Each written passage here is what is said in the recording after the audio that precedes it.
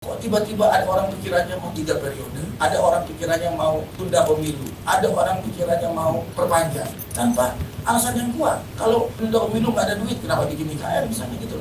Ada batasan kekuasaan. Kuasa itu dari rakyat, bukan dari dia dapat dari atas karena dia dipilih sama rakyat. Setelah itu jangan dia sok jago sama rakyat.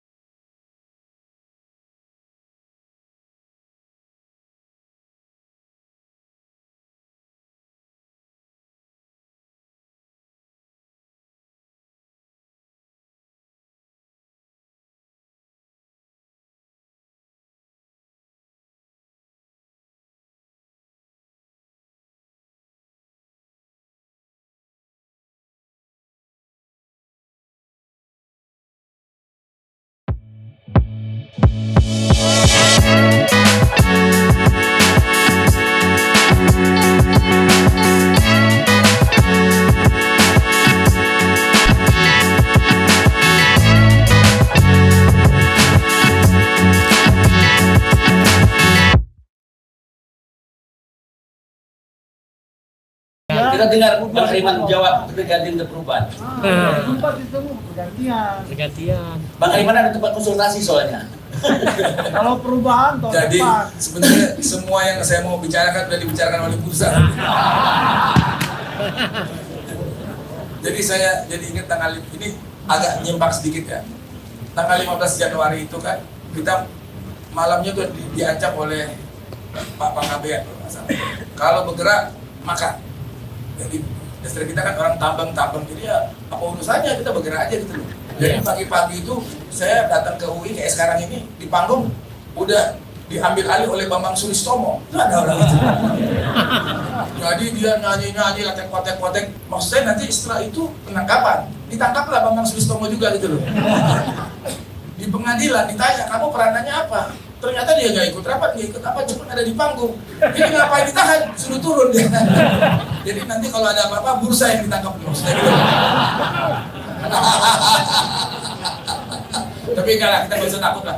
Karena begini, justru saya untuk 15 Januari ini, saya sebenarnya terus terang sudah mulai agak mau ngapain lagi sih gitu. Karena kita 23 tahun selalu mengingatkan supaya demokrasi itu harus menjadi budaya, membudaya dalam prakteknya, yaitu dalam dunia politik. Karena demokrasi itu bukan sesuatu yang ada hubungannya dengan hubungan perpolitikan. Jadi dalam pembentukan pemerintahan, di mana saya nanti akan minta saudara Sidra, saudara Jainal, dan saudara Kudri Stompel untuk minta waktu saudara-saudara untuk 5 menit menerangkan ada batasan-batasan kalau kita berbicara mengenai demokrasi.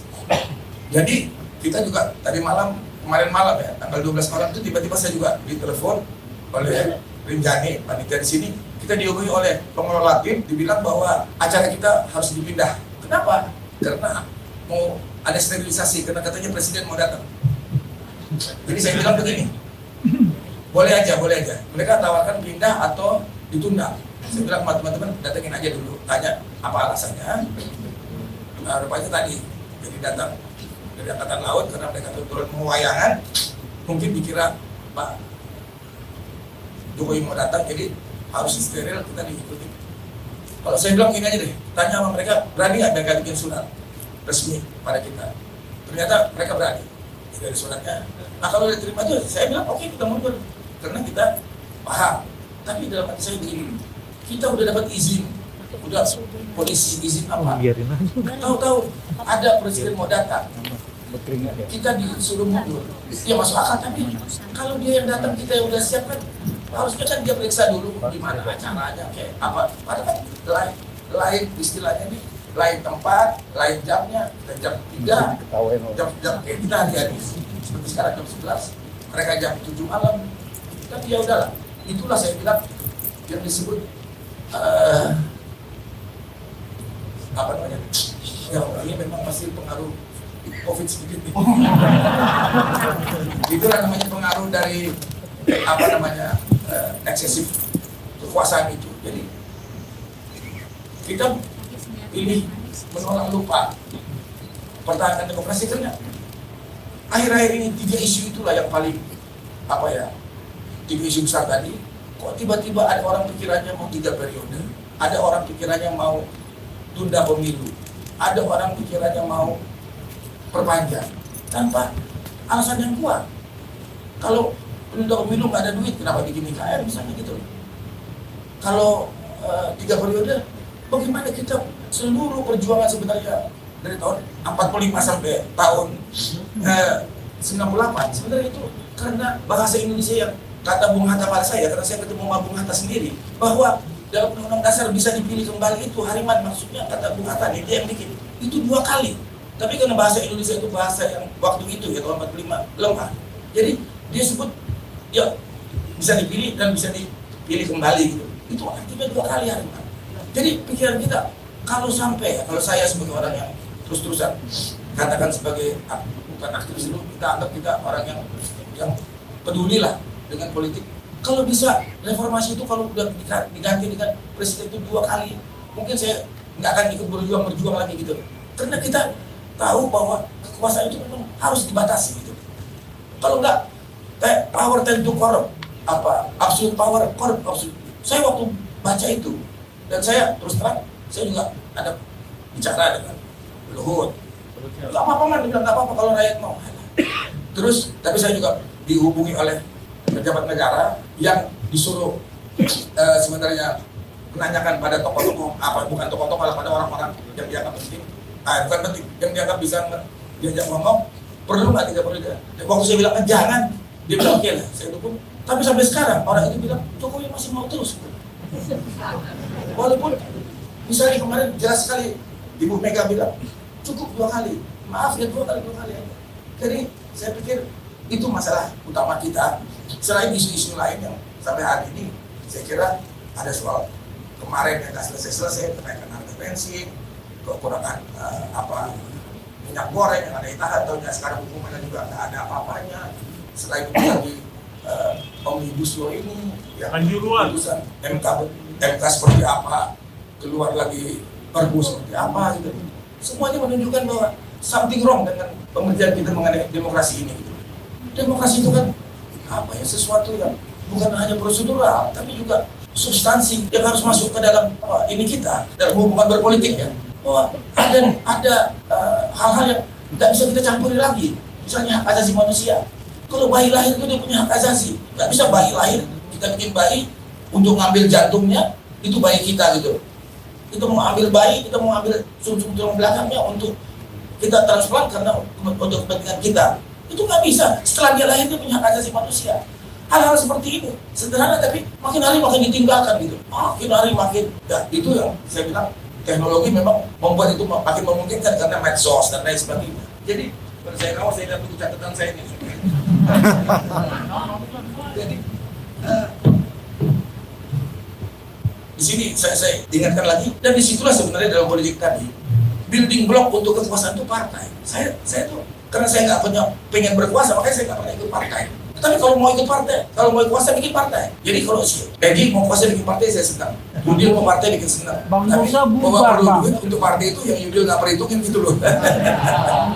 Dan yang menariknya lagi partai-partai ini jahatnya setelah dia jadi partai dia malah berkoalisi, bukan dia ingin berkuasa tapi dia ikut kuasa aja gitu loh. Koalisi seperti sekarang ini lah, semua mau nyampur, mau ikut, mau dapat wakil menteri, partai yang nggak menang pun itu semua melemahkan kita gitu. Itu yang saya bilang kita menolak lupa, kita harus pertahankan demokrasi. Kalau kita kalah tahun depan kita ikut lagi.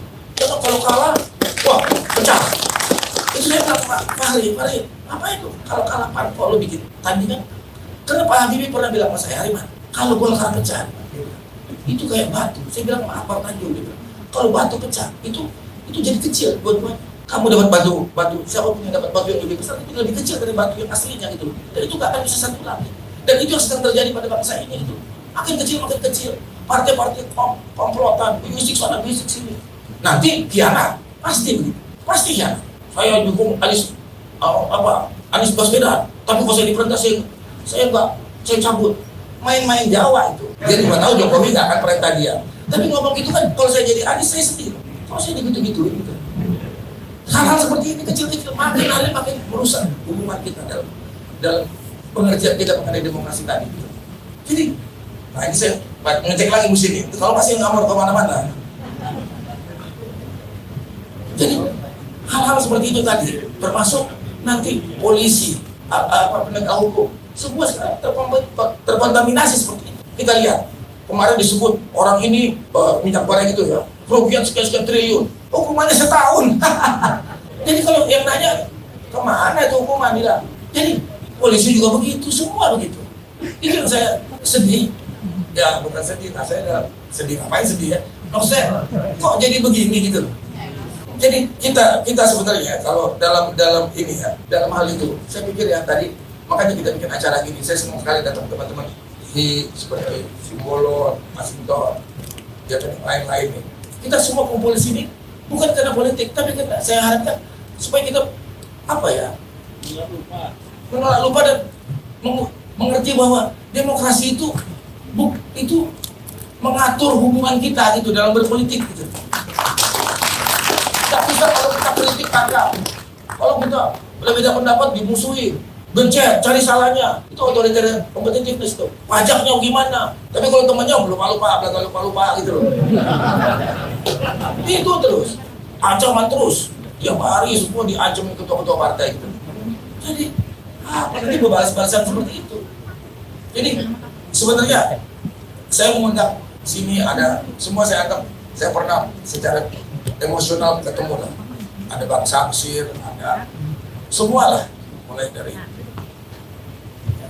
Ibu Nurayati juga kan, dari pembicara doang gitu loh. Tahu hebat ya, jadi duta besar jadi saya senang sekali, saya nggak pernah. Egi juga, semua saya kenal semua. Tapi maksud saya berpolitiklah dengan demokrasi tadi, nggak usah kalau jadi ini sosok lebih-lebihan, larang sana larang sini.